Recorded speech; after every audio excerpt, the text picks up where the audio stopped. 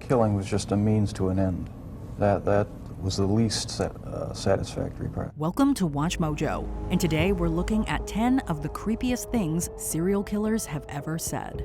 Big deal. That's always went with the territories. I'll see you in Disneyland. Number 10, Charles Manson. In the late 60s, a cult known as the Family began operating in San Francisco. Over the years, its leader, Charles Manson, would order his members to end the lives of plenty of people. Living is what scares me. Dying is easy. Although he was arrested several times during his cult reign, his most serious crimes did not occur until 1969. In an interview with MSNBC, Manson said he wouldn't feel a thing if he hurt the interviewer. He also denied being involved in any of the crimes they accused him of. I did not break the law. Jesus Christ told you that 2,000 years ago. And that is when he said one of his most chilling quotes. Believe me, if I started murdering people, there'd be none of you left. Manson was sentenced to life in prison in 1972. Number 9, Albert Fish. When you've tried all other thrills, what's left? Fish reportedly began to enjoy pain at a young age after being exposed to brutality. In 1890, he moved to New York, and that is when he would begin to carry out his crimes against many children. Fish could have easily passed for someone's grandfather, but this was not your average grandfather. A 6-year investigation was launched when Fish ended a young life and later sent an anonymous letter to the mother describing what he had done. It took me 9 days to eat her entire body. He confessed to his crimes upon his arrest and smiled during the gruesome, detailed descriptions of his acts. In 1936, he was executed by electrocution and said that he was looking forward to the thrill. Fish had even been looking forward to his electrocution. It'll be the supreme thrill, the only one I haven't tried. Number 8, Ian Brady. Ian Brady was a part of a boyfriend-girlfriend duo who carried out various crimes around Manchester between 1963 and 1965. According to his girlfriend, he first talked about ending someone's life in 1963. That same year, the couple finished off their first victim. Outwardly a normal couple, they became serial killers. Over the years, the two brutally ended the lives of 5 innocents. Their crimes eventually led to their arrest. When Brady and Hindley were arrested, they said nothing. Brady was diagnosed as a psychopath in 1985 and spent the rest of his life in a psychiatric hospital. He told a journalist that he had a better chance of contacting the dead than agreeing to an interview. Ian Brady now takes to his grave the truth about Keith Bennett's whereabouts. Number 7, James French. Born in 1936 in Illinois, James French ended the life of a motorist after he asked him for a ride. Strangely enough, French was determined to get a death sentence, which was denied by the jury. Sentenced to life, he shared his cell with inmate Eddie Lee Shelton.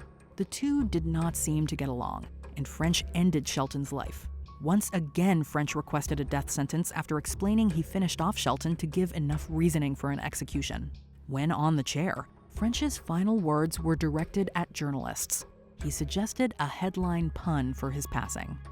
Number 6, Richard Ramirez.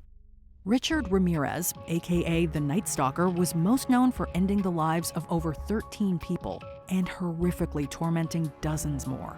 He was most active between 1984 and 85 and was arrested that same year. With Ramirez in custody, officers would now come face to face with the killer for the first time. During his trial, Ramirez managed to gather a fan base of fellow Satan worshippers. It's also rumored that he orchestrated an attack on one of the jurors, which delayed the trial. After being sentenced to death, Ramirez refused to show any remorse. He was sentenced to death. He addressed the courtroom that it's really not a big deal and that he'll see everyone in Disneyland. Big deal. That's always went with the territories. I'll see you in Disneyland.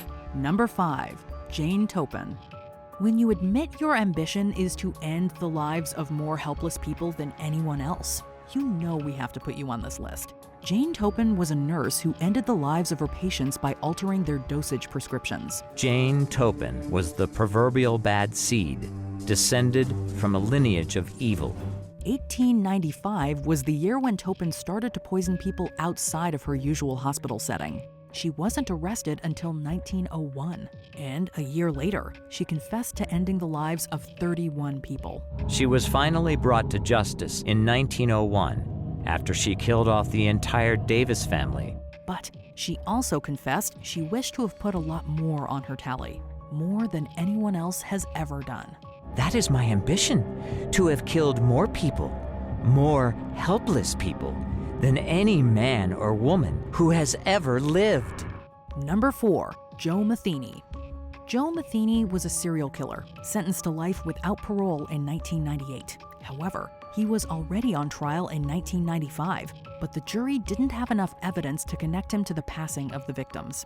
After his final arrest, Matheni admitted to executing 13 people, including the victims in the 1995 case. However, evidence and research only found 5 victims in total.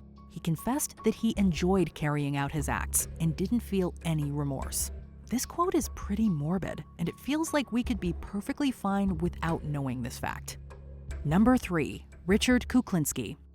Richard Klinsky, aka the Iceman, was described as someone who took people's lives for profit. He got his nickname after he froze one of his victims in order to try to divert law enforcement from determining the time of their passing. Klinsky had frozen the body in an industrial freezer. This was the murder that earned him the name of Iceman.